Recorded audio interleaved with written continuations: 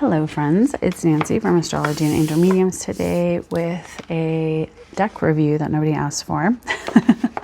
But it's been a while since I've posted one of these, and I was trying to kind of look through my channel for content that I had been creating and some inspiration, and I totally forgot to do some of these deck reviews and kind of put them out there. So today I'm going to be talking about the LifeLine Lenoracle by Thomas of the Hermit's Mirror. So as you can see, I have two different versions. I do have the OG original deck that was put out, and then I have the second edition of this deck as well. So I'm going to be talking about the differences and similarities. As you can see, my box got a little damaged, and that's okay. It is what it is.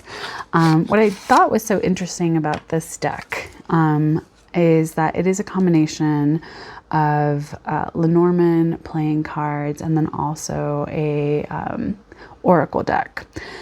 So he has the LifeLine Tarot as well, and the Lenoracle, was a deck that he also put together in 2021.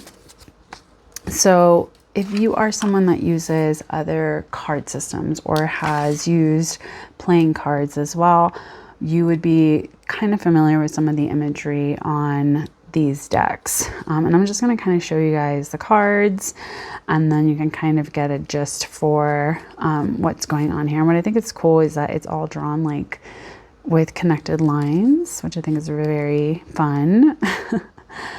So there are images on top of the playing cards that are in connection to Lenormand symbolism.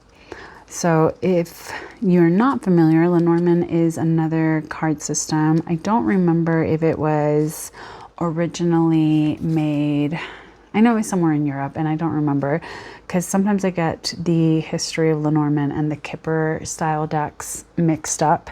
But I think it's something very similar where they were using playing cards and then they created a divination system with it. That's why you'll see a lot of playing card references on a Lenormand deck. So there's a lot of different images.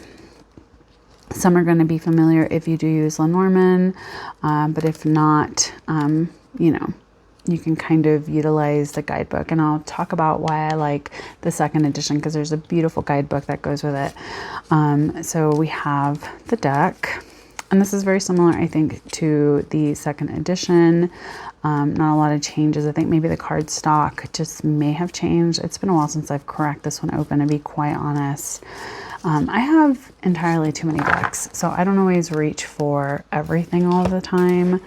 And that's unfortunate because I know I have a lot of decks that probably want to be used more. So a beautiful box, so that way you don't have the little damage box like I do, but it does have the deck, and it's going to be similar size as well. So a nice little upgrade to the box. There's some, changes to the exterior of the little box as well. And I do try to keep my sets together. So let's talk about this guidebook though. The LifeLine Lenoracle guidebook is fantastic because it has so much information, and he talks about why he calls it the Lenoracle because it's, Lenormand and Oracle together. So it is combining 3 different card systems into one convenient tool. So it is, a Lenormand deck, an Oracle deck, and a deck of playing cards. So it is kind of giving us, the full 54 cards that you would experience in a traditional playing card deck. And it has the 36 full cards that you would have within a Lenormand deck. So there is a little bit of that kind of information for you to kind of go through. And the whole thing with the LifeLine is that it is a single line artwork, single line imagery. So all right, and he just kind of talks about what he was doing, as well as, why, you know, who he is, and things about his experience and his work. And I love the Hermit's Mirror. He does really great tarot card challenges, like card a day challenges, card spreads, things of that nature.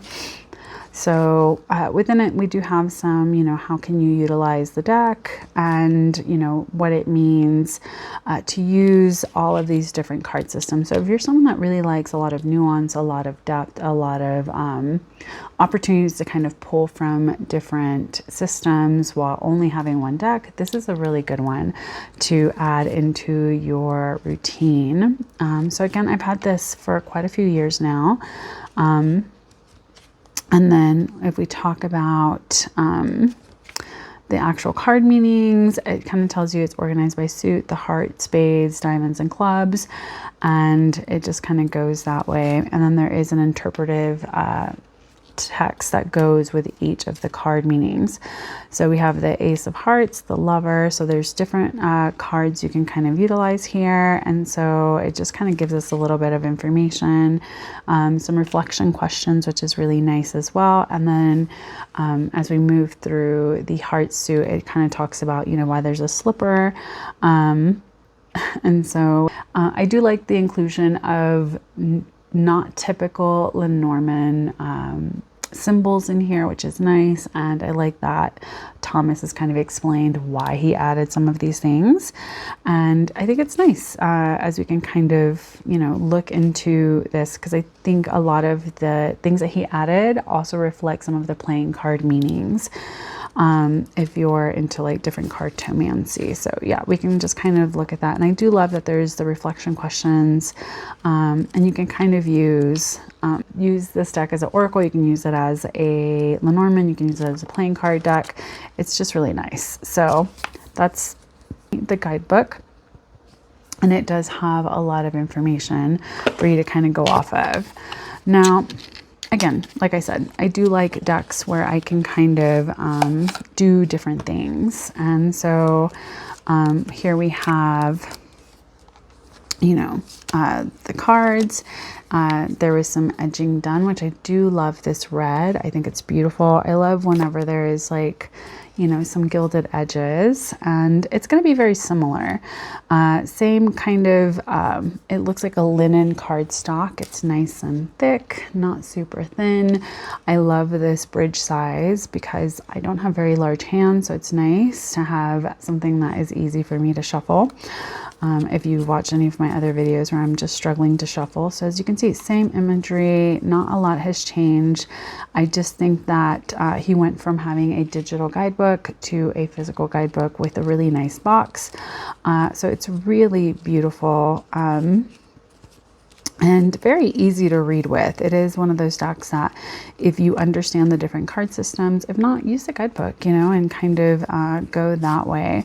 But I will say it's not one that I'm constantly reaching for, not because I don't appreciate or enjoy the deck, or else I probably would have, you know, kind of passed it along. But I do think that sometimes I'm just not one to always reach for a Lenormand style deck anymore.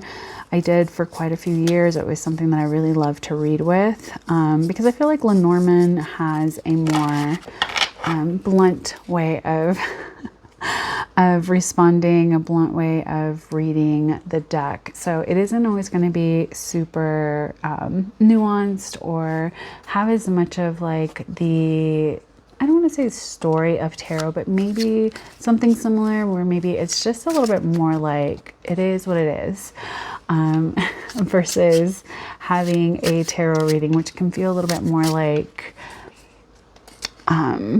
there's a little bit more of like details, and it's less of like reading for dummies kind of version of something. I don't know if you guys ever remember like those books where it'd be like, you know, The Great Gatsby for dummies or something, and it'd be like the quick version of the story versus like actually reading the initial text, which might have a little bit more nuance, a little bit more detail.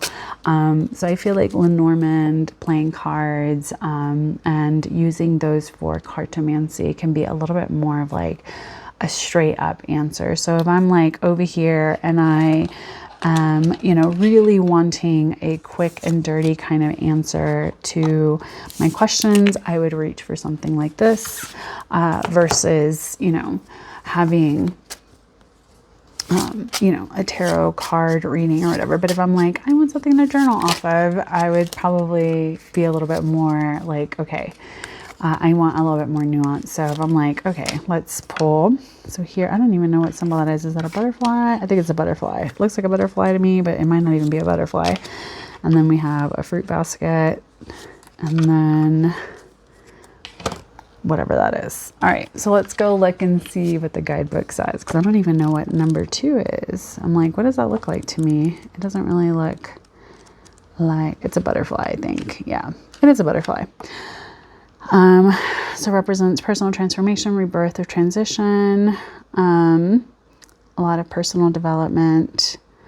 All right, so again, it's not part of the traditional Lenormand tradition, but I do think that it's a good one to involve like that opening and closing, that, you know, that message of transformation that isn't so much like a death card, like the coffin, or like crossroads, which is more of like choices and options. So this is nice because it's kind of giving you like, you know, what am I ready to transform? What signs have I been ignoring? What do I need to kind of do with this? If we look at the 4 of Spades, we have, it looks like a fruit basket to me. So I'm like, I wonder what it is. Fruit.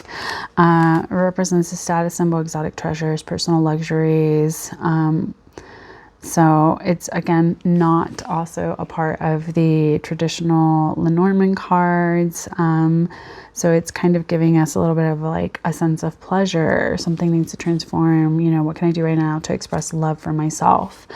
And then finally, the 3 of Spades. I call all of these.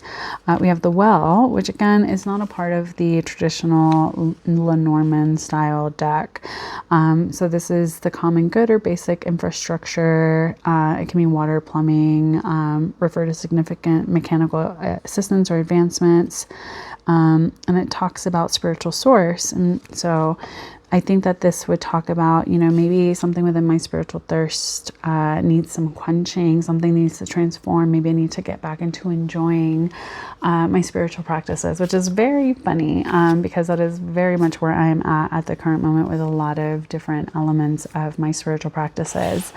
So yeah, this is a really fun and unique style deck.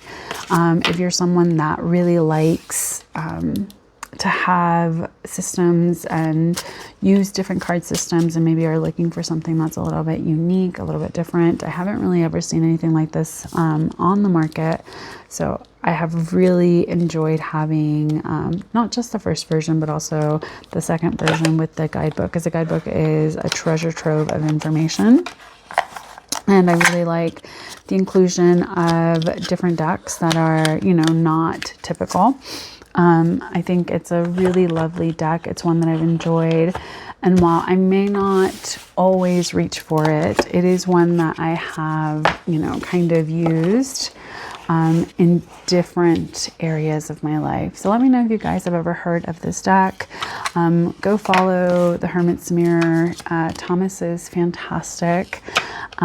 He is just a treasure trove of information and knowledge, and he's someone that I truly look up to. So I hope you guys enjoyed this deck review. Please take care, stay safe, and as always, make good choices. Bye.